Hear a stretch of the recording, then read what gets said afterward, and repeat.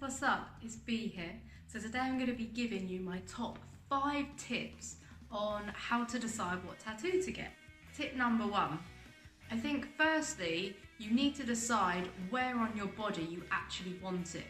Because if you're going to want something like a dragon, that's not going to fit on your finger. So I think that's actually a really important part about it. You know, you need to decide, do you want it to be on show or not? Some people like to be able to hide theirs up. And actually I do know that for work, sometimes that can limit you as well. As ridiculous as I find that, I'm lucky in my profession that I don't need to worry about covering up tattoos. And I think in the future, other workplaces will be the same. But at the moment, it's not always the case. So that is something to think about. So once you've decided where on your body you actually want your tattoo, you then need to do your research. I cannot stress this enough. You need to be so sure. There are so many different styles out there that if you don't actually look and do your research, you don't want to then have a tattoo and then find a style that you actually prefer and think, I'd rather have had that. You need to make sure that you know all the different styles that are out there, and then based on that, you can then think, okay, I now know that this is the style that I've seen and that I like the most. So you can do this by going on Instagram, you do Pinterest, Google, the internet's awesome for any sort of style of tattoo art. Then once you find an artist that you actually like the majority of their work, you know, like if you're on Instagram and you're scrolling through the profile and you think, yeah, I like pretty much all of these tattoos, then that's probably going to be the artist you want to go with. Then what you can do is screenshot your favourite ones that you like, and when you go to approach the artist to talk about the tattoo that you want, you can send them photos of their own work and say, I really like how you've done this in this one and this in this one, and that will give them a better idea of how to put together what your vision is in their style. Next, you need to decide whether you want colour or not.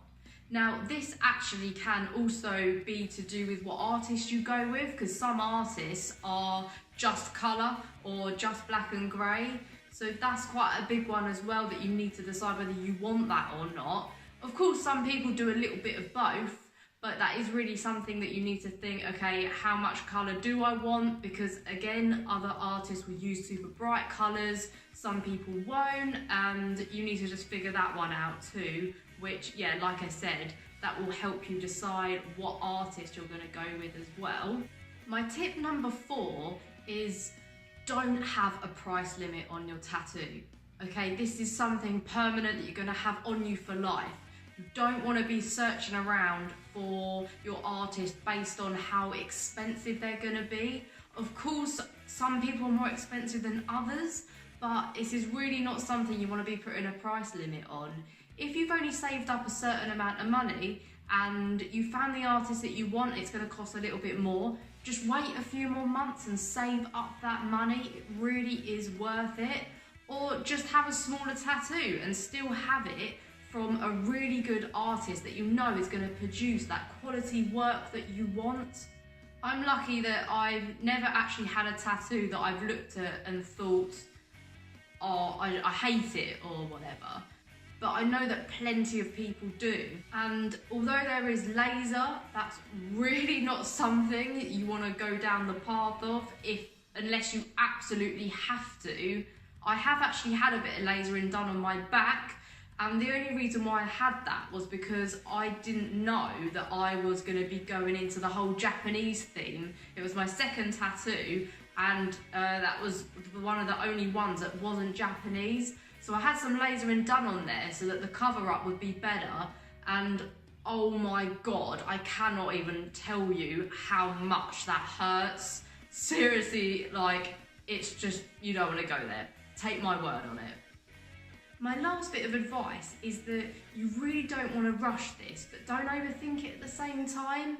You know, if you're really struggling to know what to actually have, just think of things that you actually love and things you don't get bored of in your life already, and from that,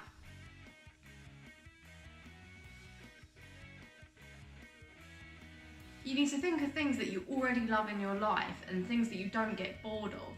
And there'll be a way of turning that into a tattoo. There's so many different forms of art now that all you need to do is have an initial idea and there'll be a way of actually having it on your skin.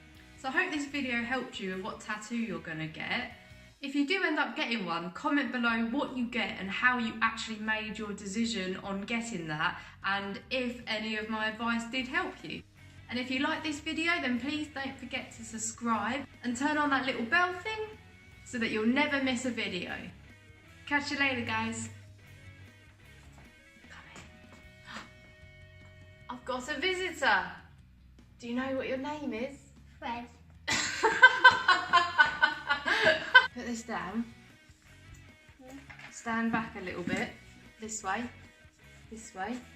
Now I'm going to ask you some questions you need to answer. What do you think of tattoos, Fred? Do you like them? Yes. What's your favourite? This one. You like this one? What do you like about this one? I don't know. What's rocks in it? Daddy! I can see something with frogs. Frogs?